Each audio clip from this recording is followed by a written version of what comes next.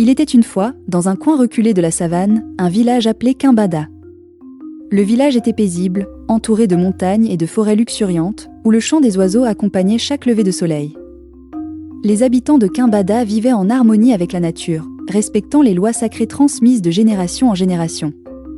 Parmi ces lois, une règle tenait une place particulière dans le cœur des villageois, celle de la pureté des jeunes filles. Toutes devaient rester vierges jusqu'à leur mariage, un honneur transmis par leur mère et grand-mère, censé garantir la bénédiction des ancêtres sur la communauté. Dans ce village, la pureté des filles n'était pas seulement un choix. C'était une promesse envers les esprits protecteurs, une tradition profondément ancrée qui symbolisait la continuité et l'équilibre de Kimbada. Les anciens, gardiens de ces traditions, veillaient jalousement à ce que cette règle soit respectée. Parmi eux se trouvait Kwam, le plus sage du village, dont la barbe blanche et le regard perçant lui conféraient une aura de respect. Kwam racontait souvent aux plus jeunes les histoires des ancêtres, rappelant l'importance de préserver les valeurs du village pour éviter la colère des esprits. Adama, la fille du chef, incarnait parfaitement ces valeurs. Belle, gracieuse et respectée, elle était l'exemple même de la pureté et de l'obéissance. Les autres jeunes filles voyaient en elle un modèle à suivre, tandis que leur mère vantait son comportement comme un exemple de ce que signifiait être une vraie fille de Kimbada. Les hommes du village, eux, l'admiraient de loin, impressionnés par sa beauté et son élégance, mais sachant que son destin était déjà tracé. Cependant, un jour, un événement inattendu vint troubler la tranquillité du village. Une jeune femme, venue de la ville, arriva pour rendre visite à sa tante. Elle s'appelait Isila et dès son arrivée, tout le monde la remarqua. Elle n'était pas comme les autres filles de Kimbada, elle portait des vêtements colorés, ajustés à sa silhouette, dévoilant ses bras et ses jambes de manière que les villageoises n'osaient pas imaginer. Ses cheveux, coiffés de manière sophistiquée, brillaient sous le soleil et son sourire audacieux attirait les regards. Les jeunes hommes, captivés, la suivaient du regard tandis qu'elle traversait le village, et même les plus âgés n'avaient jamais vu une telle assurance chez une femme. Les mères, inquiètes, chuchotaient entre elles.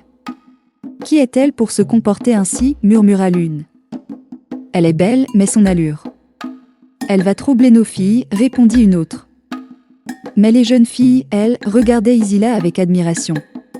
Elle incarnait une forme de liberté, un monde nouveau et excitant dont elles ignoraient tout.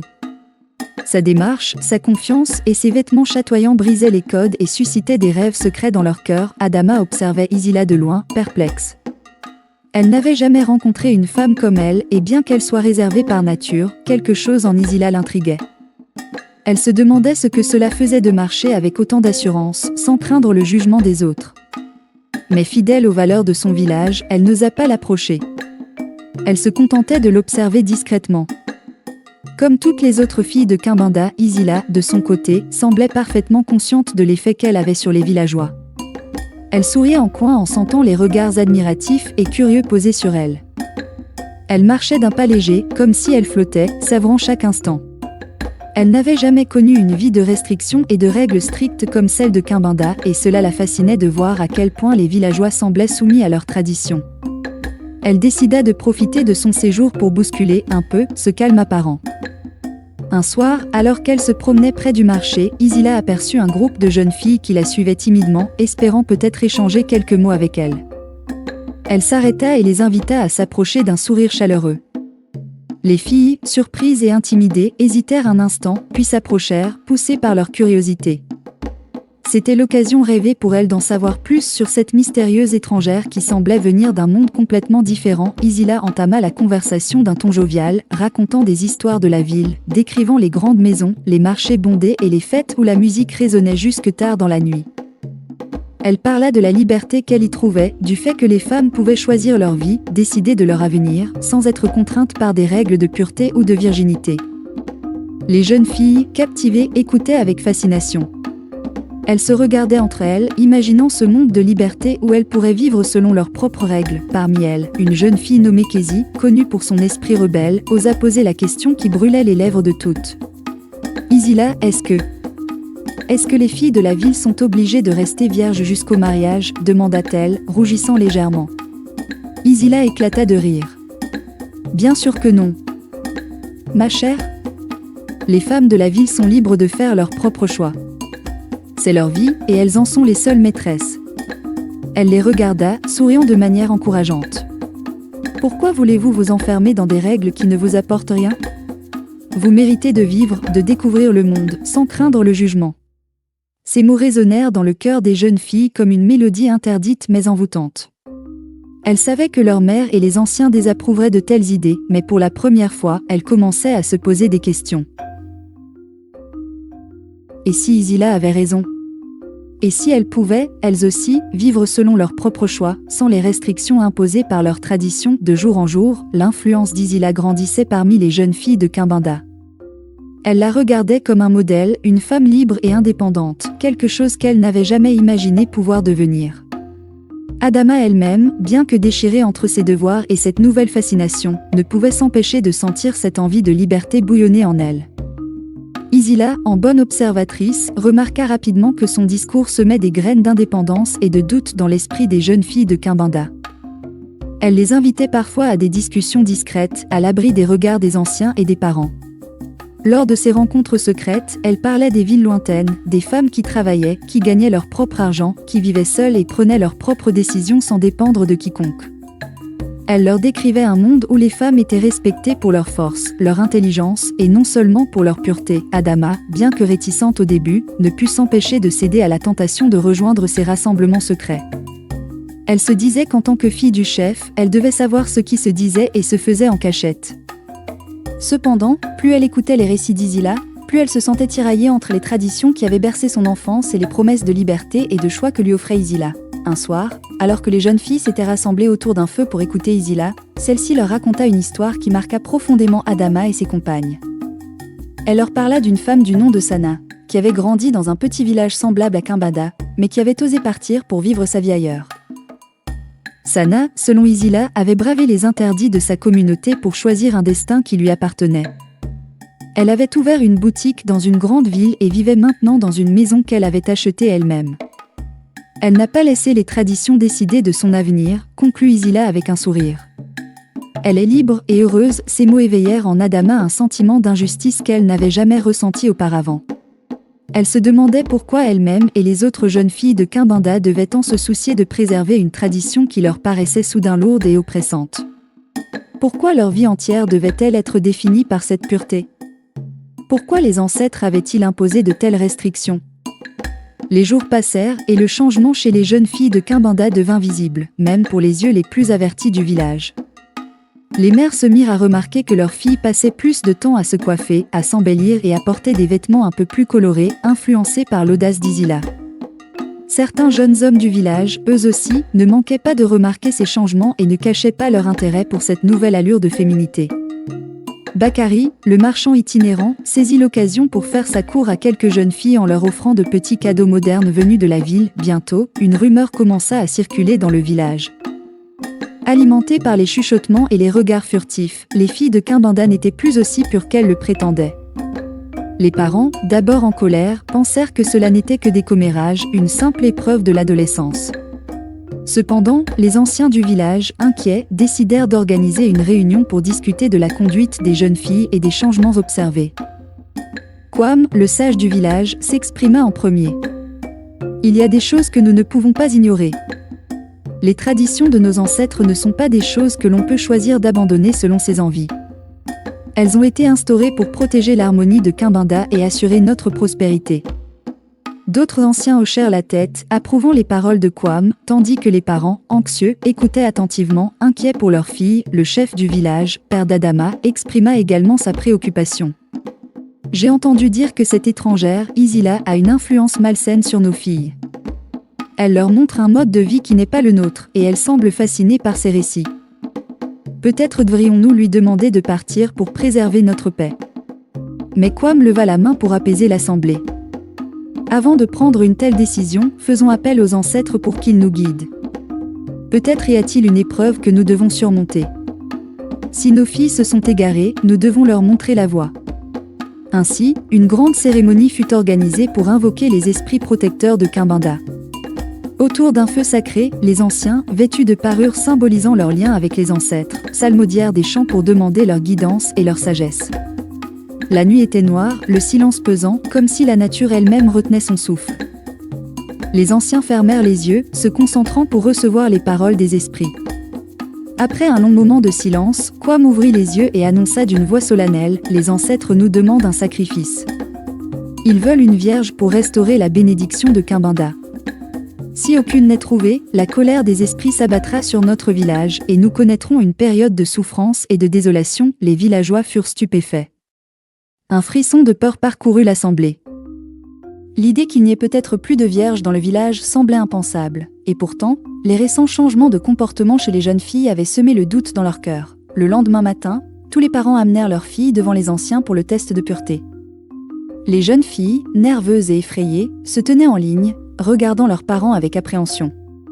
Un calice sacré fut placé devant elles, contenant une pierre bénie que seule une véritable vierge pouvait soulever. Kwam annonça d'une voix grave, « Celle qui parviendra à soulever cette pierre montrera aux ancêtres que la pureté existe encore à Kimbinda. Que la première avance. » Une première jeune fille s'avança, prit une profonde inspiration et plongea sa main dans le calice. Elle tenta de soulever la pierre, mais malgré tous ses efforts, elle ne réussit qu'à la frôler. Elle recula, le visage rougi de honte. Sous les murmures de la foule, une à une, les jeunes filles s'avancèrent et chaque tentative se solda par un échec. Les murmures dans la foule se firent plus forts, empreints d'inquiétude et de désespoir. Pas une seule n'avait réussi à soulever la pierre bénie. Même les filles du chef, Adama y compris, échouèrent à lever la pierre sacrée. L'assemblée était sous le choc. La question que tous craignaient de poser se formulait désormais en chuchotement, n'y a-t-il donc plus de vierges dans tout le village? Les visages des anciens se fermèrent. Le chef, abasourdi, baissa la tête, incapable de regarder les villageois dans les yeux. La honte et la colère se mêlaient dans le cœur de chaque parent. Ils avaient cru à la pureté de leur fille, à la solidité de leur tradition. Mais cette épreuve semblait dire le contraire. Les filles, sentant les regards accusateurs de leurs parents et des anciens, éclatèrent en sanglots. Certaines crièrent « Ce n'est pas notre faute. Nous avons été influencés. » D'autres murmuraient des mots incompréhensibles. Les noms de Bakari et d'Izila furent prononcés avec mépris et colère, comme s'ils étaient à l'origine de la chute morale du village. Les jours qui suivirent la cérémonie furent marqués par un lourd silence dans le village de Kimbinda. La nouvelle de l'échec du test de pureté se propagea comme une traînée de poudre. Chacun, du plus jeune au plus vieux, en parlait avec stupeur et indignation. La pureté, cette valeur sacrée qui symbolisait l'honneur et la fierté de Kimbinda, avait été souillée. Les anciens, autrefois si confiants en la morale du village, avaient l'impression que le monde tel qu'ils le connaissaient s'effritait sous leurs pieds. Les parents, déboussolés, commencèrent à regarder leurs propres filles avec suspicion. Ils se posaient des questions qui, autrefois, auraient été inimaginables. Comment avaient-elles pu trahir les valeurs transmises de génération en génération? Qui les avait perverties au point de renier l'essence même de leur culture? Ils ne comprenaient pas ce qui avait pu transformer des jeunes filles respectueuses en âmes indociles. Certains parents décidèrent d'interdire à leurs filles de quitter la maison, espérant ainsi restaurer un semblant de discipline. D'autres, furieux, interrogeaient leurs enfants jour et nuit, cherchant des réponses à cette déchéance morale. Les familles se divisaient, les pères accusaient les mères de n'avoir pas su veiller sur les filles, tandis que les mères, elles, répliquaient en blâmant les influences extérieures et surtout la présence d'Izila. L'idée qu'une étrangère ait pu semer un tel chaos dans leur village renforçait le sentiment de trahison. La tension s'accentua encore lorsque des rumeurs de relations secrètes commencèrent à circuler. On chuchotait que certaines filles avaient été vues en compagnie de jeunes marchands venus d'autres villages. Les noms de Bakari et d'autres hommes de passage revenaient sans cesse dans les conversations, alimentant la rage des pères et la honte des mères. Les filles de Kimbinda, autrefois fières de leur innocence et de leur respect des traditions, étaient désormais perçues comme des filles frivoles et sans honneur. Les regards bienveillants s'étaient mués en regards accusateurs, et chacune d'elles se sentait isolée, abandonnée par sa propre famille. La chute morale du village ne se limitait pas aux seules jeunes filles. La méfiance et la honte qui imprégnaient Kimbinda créaient une atmosphère lourde et suffocante. Les hommes commencèrent à soupçonner leurs propres épouses, craignant qu'elles n'aient été influencées par cette vague de désobéissance. Certains allaient même jusqu'à interdire à leurs femmes de se rendre au marché sans leur autorisation. Ils voyaient dans chaque geste au regard de leurs proches un possible signe de rébellion, alimentant des tensions au sein de leur foyer. Les rassemblements en marché, autrefois lieux d'échanges joyeux et de rire, devinrent de véritables tribunaux publics. Les mères de famille se regroupaient en petits cercles, murmurant des paroles acerbes et désignant du doigt celles qu'elles soupçonnaient d'avoir participé à la débauche. Les noms des jeunes filles étaient mentionnés avec mépris et certains allaient jusqu'à les renommer en utilisant des termes dégradants. Cette génération est perdue, murmurait-on dans chaque coin du village. Elles ont oublié qui elles sont et d'où elles viennent, le poids de la honte pesait lourdement sur les jeunes filles. Elles se sentaient trahies, incomprises et abandonnées par ceux qu'elles aimaient. Elles n'avaient pas envisagé que leur simple désir de liberté puisse causer une telle dévastation. Celles qui avaient participé au rassemblement avec Isila étaient les plus affectées. Elles se rappelaient les histoires de la ville, les promesses d'indépendance et de choix. Ce monde de liberté leur semblait désormais lointain et inaccessible. Désormais, elles étaient prisonnières d'une société qui ne leur pardonnerait jamais cette trahison. Isila, quant à elle, continua d'attirer les soupçons. Les villageois la traitaient avec hostilité, certains allant jusqu'à l'ignorer complètement ou à lui adresser des regards remplis de mépris. Bien qu'elle soit venue en tant qu'invitée, elle se retrouva bientôt isolée. Les portes qui s'ouvraient autrefois pour elle se refermaient une à une. Même sa tante, craignant pour sa propre réputation, lui demanda de partir. « Je suis désolée, Isila, mais ta présence ici ne fait qu'aggraver la situation. Les villageois te blâment pour tout ce qui arrive. Il est temps que tu retournes d'où tu viens. » Isila, blessée et désemparée, finit par quitter Kimbinda, non sans laisser derrière elle un goût amer de désillusion. Elle avait espéré apporter un vent de modernité et d'émancipation, mais elle n'avait réussi qu'à semer le désordre et la discorde.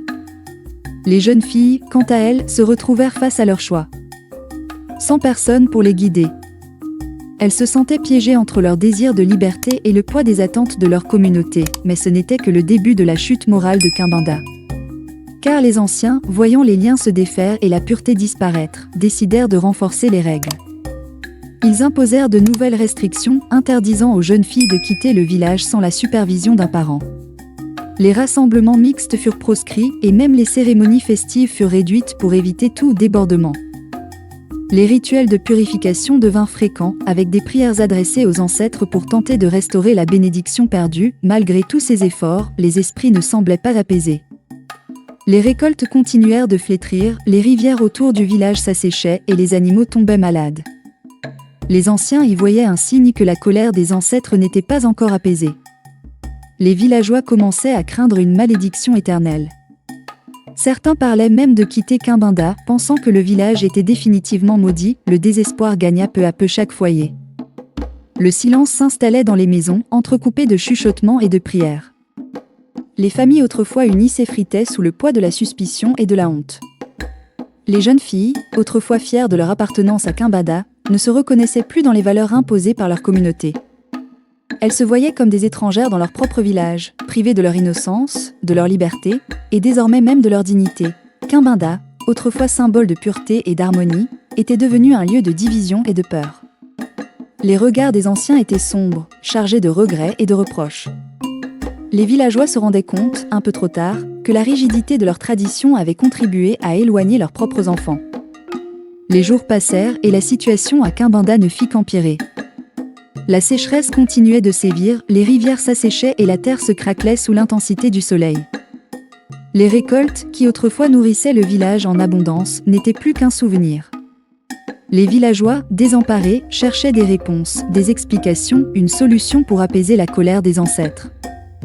La tension était à son comble lorsque, par une nuit sans lune, Kwam convoqua une réunion d'urgence avec les anciens et les parents du village. Sous le grand baobab sacré, les visages étaient graves, les regards durs.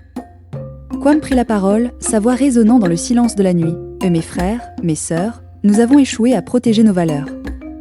La colère des ancêtres est palpable, et le village tout entier en subit les conséquences. Nous avons perdu nos repères, et notre jeunesse est désormais corrompue par des influences qui nous étaient étrangères. Nous devons prendre des mesures décisives pour restaurer l'honneur de Kimbinda et retrouver la bénédiction des esprits. » Les autres anciens acquiescèrent, bien que certains aient un regard rempli de tristesse. Kwam proposa un ultime sacrifice. Il fallait que l'une des jeunes filles, une de celles qui avaient trahi la pureté, s'offre volontairement aux ancêtres pour expier la faute collective du village. Ce sacrifice, pensait-il, pourrait peut-être apaiser la malédiction et sauver Kimbinda. La proposition de Kwam suscita des murmures de peur et d'indignation. Les parents, horrifiés, refusèrent d'accepter qu'une de leurs filles soit sacrifiée. Mais Kwam insistait. « C'est notre seule chance. Les ancêtres réclament un signe de notre repentance. Si nous n'agissons pas, Kimbada est voué à mourir. Le conseil se termina sur une note sombre. Les parents rentrèrent chez eux, leur cœur empli d'une peur indescriptible. Ils savaient que cette proposition marquait un point de non-retour. Le lendemain, alors que les rumeurs du sacrifice se répandaient, les jeunes filles furent envahies d'angoisse et de chagrin. Elles se sentaient piégées par une société qui les jugeait et les punissait pour des désirs qu'elles n'avaient pas choisi de ressentir. Adama, la fille du chef, ressentit un profond sentiment de responsabilité envers sa communauté. Elle comprenait que la colère des ancêtres résultait non seulement des actions des jeunes filles, mais aussi de l'intransigeance des anciens et de l'incapacité du village à évoluer. Elle décida d'agir pour sauver Kimbada, mais à sa manière, la nuit tombée, Adama se rendit en secret au baobab sacré, accompagnée des jeunes filles de son âge. Elles se tenaient la main, formant un cercle, unies dans un acte de courage. Adama, d'une voix forte et déterminée, s'adressa aux ancêtres. « Nous reconnaissons nos erreurs, mais ce village doit changer. La colère qui nous frappe est le résultat de la rigidité de nos coutumes. Nous voulons retrouver notre place dans Kimbada, mais nous ne pouvons pas renoncer à nos aspirations. Nous vous demandons de pardonner, et nous promettons de protéger les valeurs de ce village, tout en les adaptant à nos cœurs. » Les jeunes filles, chacune à leur tour, prirent la parole pour exprimer leur repentir et leur désir d'être acceptées telles qu'elles étaient. Elles parlaient de leur amour pour leur communauté, de leur volonté de contribuer à sa prospérité, mais aussi de leur besoin d'avoir une voix, de pouvoir faire des choix sans craindre le jugement. C'était un moment de sincérité, de pureté retrouvée dans la vulnérabilité. Soudain, une brise douce se leva. Comme un murmure de réponse venant des profondeurs de la terre. Les feuilles du baobab se mirent à frémir et une sensation de paix enveloppa le cercle des jeunes filles. Adama sentit une présence bienveillante, un signe que les ancêtres les avaient entendus. Le lendemain matin, la pluie se mit à tomber sur Kimbada. C'était une pluie douce, purificatrice, qui semblait laver le village de toute la rançéure et de la honte accumulée. Les villageois, émerveillés, sortirent de leur maison pour accueillir cette bénédiction. Les anciens, qui avaient observé la scène depuis leur demeure, comprirent que le pardon des ancêtres était accordé. Dans les jours qui suivirent, Kimbada entama une transformation profonde. Les anciens, influencés par les actions courageuses d'Adama et des jeunes filles, décidèrent d'adapter certaines coutumes. Les jeunes filles ne furent plus obligées de rester enfermées jusqu'au mariage, elles pouvaient participer aux activités du village, choisir leur propre chemin, tout en respectant les valeurs fondamentales de leur communauté. Kwam, le sage du village, prit la parole lors d'une grande assemblée pour annoncer ces changements. Nos traditions sont notre force. Mais elles ne doivent pas être nos chaînes. Les ancêtres nous ont montré que nous devons savoir évoluer pour préserver notre unité. Nous garderons nos valeurs, mais nous apprendrons à écouter les aspirations de chacun. Les jeunes filles, autrefois oppressées par le poids de la pureté imposée, se sentirent enfin libres d'être elles-mêmes, tout en restant attachées à leur culture. Adama fut honorée pour son courage et son leadership. On la nomma conseillère des jeunes, chargée d'aider la nouvelle génération à naviguer entre tradition et modernité. Les jeunes filles suivaient son exemple, et Kimbada retrouva la paix, enrichie de nouvelles perspectives et de la sagesse acquise à travers cette épreuve.